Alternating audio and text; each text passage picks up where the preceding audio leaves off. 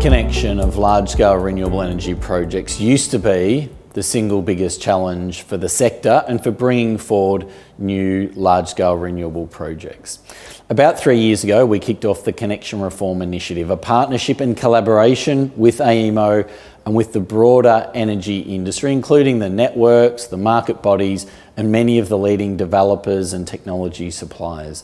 Over that period of time, I think we've made a lot of great progress. Genuine collaboration, defining the problems, working through some really complex solutions. Today, the feedback I get is that grid connection is much better than it used to be. There's much greater clarity and certainty around the process and the pathway to getting a renewable project connected to the grid. It's still not perfect though, and we know there's a lot more work to do. We've made process changes, there's been a lot of improvements, we've put forward rule changes that are now being implemented. We're now doing a stock take, checking in on the process today. We'll be wanting your input and feedback to understand what are the current challenges and how now do we make sure we've got a connection process that is streamlined, that's truly fit for purpose for an enormous amount of renewables to come online in the future. That's the goal.